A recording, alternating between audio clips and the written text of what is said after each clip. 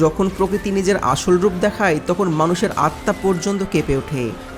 ঠিক এমনই কিছু ঘটেছিল ফ্লাইট 571-এর সঙ্গে। এই বিমানটি একটি বরফে ঢাকা পাহাড়ে ভেঙে পড়েছিল, মাটি থেকে হাজার হাজার ফুট উঁচুতে।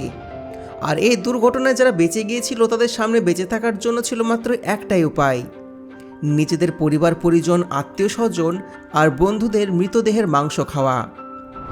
ফ্লাইট 571-এর কাহিনী আপনি একে পৃথিবীর সবচাইতে বড় অলৌকিক ঘটনা বলুন কিংবা মানব ইতিহাসের সবচাইতে নিষ্ঠুর ঘটনা, এই কাহিনী শুনলে আপনার আত্মা পর্যন্ত কেঁপে উঠবে। এই হৃদয় বিদারক কাহিনী শুরু হয় 12 অক্টোবর 1972 সালে দক্ষিণ আমেরিকা। দক্ষিণ আমেরিকায় একটা উরুগুয়ান বিমান উড়ান দেয়, যার গন্তব্য ছিল চিলির রাজধানী স্যান্টিয়াগো। এই বিমানে ছিলেন রাগবি খেলোয়াড়রা এবং তাদের খেলা দেখতে যাওয়া পরিবার পরিজন, আত্মীয় স্বজন এবং বন্ধুবান্ধব। মোট 45 জন যাত্রী ছিলেন এই বিমানে, যার মধ্যে 9 জন ছিল ক্রু মেম্বার। এই ফ্লাইটটি মাত্র 3 ঘন্টার মধ্যে তার গন্তব্যে পৌঁছানোর কথা ছিল, কিন্তু পথে পড়েছিল এন্ডিজ পর্বতমালা। দুর্ভাগ্যবশত সামনে আবহাওয়া ভীষণ খারাপ হয়ে যায়, সেই কারণে মাঝপথে বিমানটিকে আর্জেন্টিনা মেন্ডেজো শহরে নামানো হয়। এই ফ্লাইটটি সারা রাত সেখানেই দাঁড়িয়ে থাকে এবং পরের দিন অর্থাৎ 13 অক্টোবর আবার উড়ান দেওয়ার প্রস্তুতি নেওয়া হয়। সমস্যা একটাই, আবহাওয়া তখনও ভালো হয়নি। তবে ভালো খবর ছিল, এই ফ্লাইটের পাইলট আগে থেকে এই রুটে 29 বার উড়ান দিয়েছিলেন, তাই এন্ডিজ পাহাড়ে কিভাবে পার হতে হয় সেই বিষয়ে তার যথেষ্ট অভিজ্ঞতা ছিল। পাইলটের আত্মবিশ্বাসের জোরে এই ফ্লাইট 13 অক্টোবর দুপুর 2:01 আবার উড়ান দেয়। এখান থেকে স্যান্টিয়াগো পৌঁছতে মাত্র 1 ঘন্টার পথ বাকি ছিল। পাইলট পুরোপুরি নিশ্চিত ছিলেন যে 1 ঘন্টার মধ্যেই তারা নিরাপদে পৌঁছে যাবেন। এই বিমানটি প্রায় 18,000 ফুট উচ্চতায় উঠছিল এবং ধীরে ধীরে এন্ডিজ পর্বতমালা অতিক্রম করছিল। কিন্তু সামনে গিয়ে আবহাওয়া আরও খারাপ হয়ে যায়, যার ফলে ভিজিবিলিটি এতটাই কমে যায় যে পাইলটের সামনে কিছু দেখতে পাচ্ছিল না। যদিও আবহাওয়া পরিষ্কার থাকতো তাহলে আশেপাশের পাহাড় থেকে পাইলট বুঝতে পারতেন বিমান কোথায় রয়েছে, কিন্তু এই অবস্থায় তিনি পুরোপুরিভাবে নির্ভর করছিলেন বিমানের ইনস্ট্রুমেন্টের ওপর। পাইলটের ধারণা ছিল 1 ঘন্টার মধ্যে তারা এন্ডিজ পার করে ফেলবে, তাই তিনি নিজের অবস্থান আন্দাজ করে এগোচ্ছিলেন।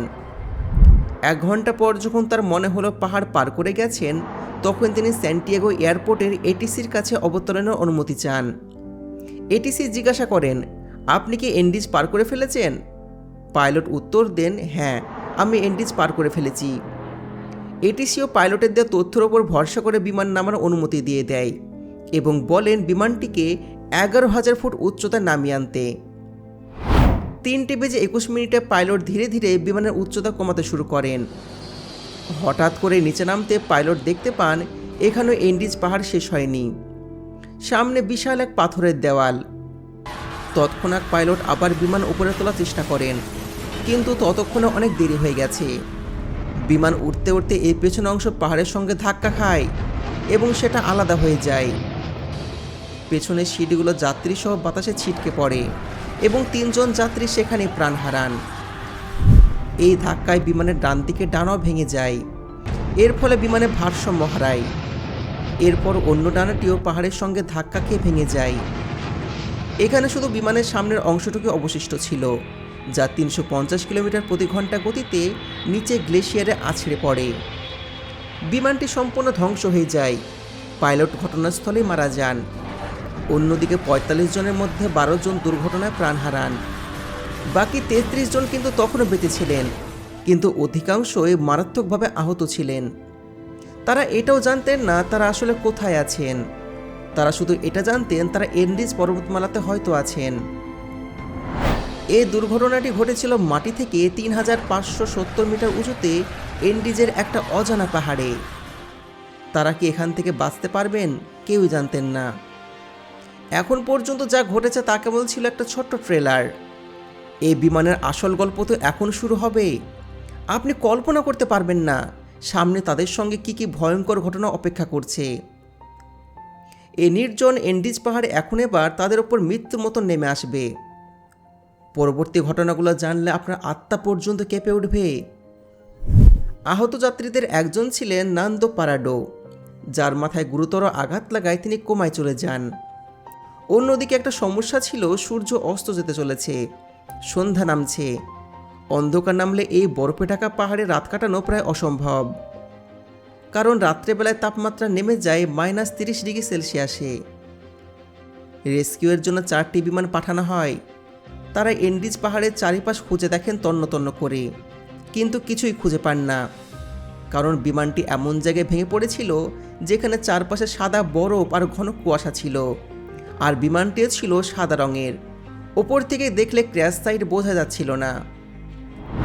দেখতে দেখতে রাত্রি হয়ে যায় এবং সেই দিনের মতন রেস্কিউ অপারেশন বন্ধ করে দেওয়া হয়। বেঁচে থাকা যাত্রীরা আশা করছিলেন যেভাবে হোক আজকে রাতটা কাটিয়ে ফেলতে পারলেই কালকে নিশ্চয়ই কেউ না কেউ তাদেরকে উদ্ধার করবে। তারা ভাঙা বিমানের ভেতরে আশ্রয় নেয়। এই রাতটা ছিল ভয়ঙ্কর, কারণ আজকের রাত -30°C কাটাতে হচ্ছে। তবুও একটাই আশা, কালকে তারা উদ্ধার হবে এবং বাঁচিয়ে নেওয়া হবে। বাকি লোক এই ঠান্ডায় যেমন তেমন করে কাটিয়ে নিল, কিন্তু এ ভয়ঙ্কর রাত 5 জন সহ্য করতে পারেনি। জীবিতদের সংখ্যা 33 থেকে কমে 28-এ নেমে আসে। পরের দিন 14 অক্টোবর আবার সার্চ অপারেশন শুরু হয়। 11টি বিমান হেলিকপ্টার তাদেরকে খোঁজার জন্য এগিয়ে আসে, কিন্তু একটাই সমস্যা, সাদা বরফে সাদা বিমান দেখতে পাওয়া যাচ্ছে না। অন্যদিকে বরফ পড়ার ফলে চারিদিক ঢেকে গেছে। রেস্কিউ বিমানগুলো তাদের মাথার উপর দিয়ে উড়ে যায়, কিন্তু নিচে থাকা মানুষগুলোকে দেখতে পায় না। এর জন্য রেস্কিউ টিমকে সিগন্যাল দেওয়ার জন্য বেঁচে থাকা যাত্রীরা তারা তাদের লিপস্টিক দিয়ে বিমানের গায়ে SOS লেখার চেষ্টা করে, কিন্তু লিপস্টিক যথেষ্ট ছিল না। তখন তারা সুটকেস দিয়ে বরফের ওপর বড় একটা ক্রস চিহ্ন বানায়। ওই দিন 3টি বিমান তাদের উপর দিয়ে যায়, কিন্তু কেউই লক্ষ্য করে না। এরপর আসে 15 অক্টোবর। পরিস্থিতি একই থাকে। তখন তারা বুঝে যায় তারা ভয়ঙ্করভাবে আটকে গিয়েছে। সাহায্য কবে আসবে কেউ জানে না। তারা বিমানে থাকা জিনিসপত্র দিয়ে বেঁচে থাকার উপায় খুঁজতে শুরু করে। রোদ্রে বরফ গলিয়ে ফোঁটা ফোঁটা করে পানের জোগাড় করে, কিন্তু খাবার প্রায় নেই। ক্র্যাশের 3 দিন পর 16 অক্টোবর নান্দো পারাডো কোমা থেকে জেগে ওঠেন। জেগে উঠে তিনি জানতে পারেন তার মা মারা গেছেন এবং 19 বছরের বোন গুরুতর আহত। দিনের পর দিন কাটে, খাবার শেষ হয়ে যায়, সূর্যের আলো বরফে প্রতিফলিত হয়ে চোখ নষ্ট করে দিচ্ছে। অন্যদিকে ক্ষুধা, তৃষ্ণা আর অসহনীয় ঠান্ডার মধ্যে 8 দিন কেটে যায়। এরপর নান্দোর বোনও মারা যায়। একই সময় রেস্কিউ অপারেশন বন্ধ করে দেওয়া হয়। অফিসিয়ালদের ধারণা ছিল সবাই মারা গেছে। রেডিওতে তারা শুনতে পান ফ্লাইট 571-এর সার্চ অপারেশন বন্ধ। এই খবর তাদের শেষ আশাটুকুও ভেঙে দেয়। তারা সিদ্ধান্ত নেয় পরিস্থিতির সঙ্গে লড়াই করতে হবে। সিট ছিঁড়ে তোলা বের করেন এবং জামাকাপড়ের ভেতর ঢুকিয়ে ঠান্ডা থেকে বাঁচেন। সিট কভারকে পায়ে জড়িয়ে জুতা তৈরি করেন। কিন্তু সবচেয়ে বড় সমস্যা ছিল খাবার। বেঁচে থাকার জন্য তারা এমন একটা সিদ্ধান্ত নেন যা ইতিহাসে কেউ কোনোদিন নিতে চায়নি। বরফে পড়ে থাকে নিজেদের পরিবার, আত্মীয় ও বন্ধুদের মৃতদেহ খাওয়া। এরপর 29 অক্টোবর অর্থাৎ 16 দিন পর ভয়ঙ্কর বরফের চাপ নামে।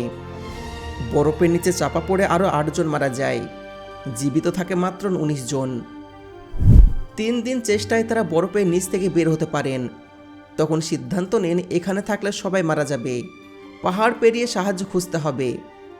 3 জন তুলনামূলকভাবে কম আহত ছিলেন। তারা সাহায্য আনতে বের হন। 15 নভেম্বর অর্থাৎ 33 দিন পর পথে বিমানের পেছনের ভাঙা অংশে খাবার ও ব্যাটারি পায়, কিন্তু ব্যাটারি ভারী হয়, নিয়ে যেতে পারে না। এরপর 11 ডিসেম্বর আবার এভালঞ্চে আরও 3 জন মারা যায়। বেঁচে থাকেন মাত্র 16 জন। এরপর নান্দো পারাডো, কনেসা ও ভিজেন্ট পশ্চিম দিকে হাঁটতে শুরু করেন, কোনো গিয়ার ছাড়াই, 3 দিনের খাবার নিয়ে। তারা নিজেরাই সুতো দিয়ে স্লিপিং ব্যাগ বানিয়েছিলেন। চতুর্থ দিনে পাহাড়ে চূড়ায় উঠে দেখেন দিক ভুল, সামনে পাহাড় শেষই হচ্ছে না। ভিজেন্ট ফিরে যায়, পারাডো ও কনেসা এগিয়ে যায়। কয়েকদিন পর নদী পায়। 9 দিন হাঁটার পর 20 ডিসেম্বর তারা মানুষ দেখতে পায়। একজন গ্রামবাসী কাগজ পেন পাঠায়, পুরো ঘটনা লিখে দিলে সাহায্য আসে। 22 ডিসেম্বর 1972। ৭৭ দিন পর বাকি সবাইকে উদ্ধার করা হয়। মোট ১৬ জন বেঁচে ছিলেন। এটাই ছিল এক ভয়াবহ সত্য ঘটনা। কিন্তু এর থেকেও ভয়ঙ্কর এক সার্ভাইভাল কাহিনী আছে। একজন মানুষ 438 দিন প্রশান্ত মহাসাগরে একা ভেসেছিলেন। সেই গল্প জানতে হলে আমাদেরকে কমেন্টে জানান। আমরা নেক্সট ভিডিওতে সেই সম্পূর্ণ গল্প কভার করব। দেখা হচ্ছে পরবর্তী ভিডিওতে। ভালো থাকবেন।